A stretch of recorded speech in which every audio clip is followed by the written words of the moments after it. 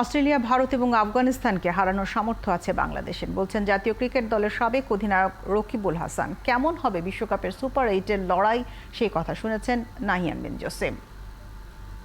রকিবুল হাসান বাংলাদেশের x captain, বীর মুক্তিযোদ্ধা। তিনি গিয়েছেন, খেলা দেখেছেন, নিজে খেলেছেন। সেকেন্ড রাউন্ডে তো বাংলাদেশ অলরেডি চলে গিয়েছে। কি মনে হচ্ছে বাংলাদেশ তো আসলে সেখানে শক্তিশালী দলগুলোর বিপক্ষে খেলতে হবে। ইন্ডিয়া, অস্ট্রেলিয়া, আফগানিস্তান সবকিছু ঠিকঠাক থাকলে রাইট। আপনার প্রেডিকশন কি আসলে এই যে তিনটা দলের সঙ্গে বাংলাদেশ আসলে কেমন করবে? এই তিনটা দলের এগেনস্টে কিন্তু আমাদের অতীত ইতিহাস যদি ঘাটি আমরা কিন্তু ম্যাচ জিতেছি।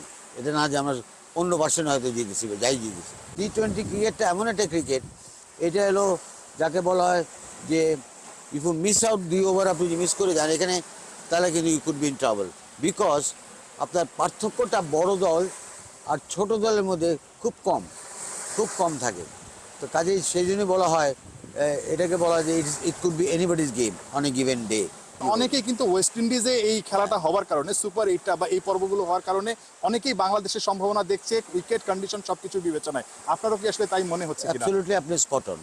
আপনি যে কথাটা আমার মুখের কথাটা আপনি নিয়ে নিয়েছেন। ইউনাইটেড স্টেটসে উইকেটগুলো কিন্তু আইডিয়াল ছিল না ফর পাওয়ার প্লে ওরকম আমাদের জন্য। বাট এই ওয়েস্ট ইন্ডিজে হলো একটা টেস্ট প্লেইং কান্ট্রি।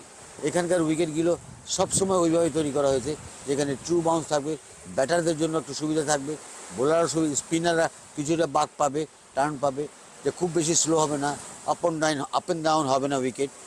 কাজেই এই উইকেটটা আমাদের জন্য কন্ডিউসিভ হবে, এবং সেটা যদি হয় আর আমাদের ব্যাটাররা যদি তারা যে খেলাটা খেলে আমাদের দেশে বা অন্যান্য জায়গায় ভালো উইকেটে, সেই খেলাটা যদি তারা খেলতে পারে, বুক তেতিয়ে যদি খেলতে পারে, হারলে বা জিতলে কোনো যায় আসে না।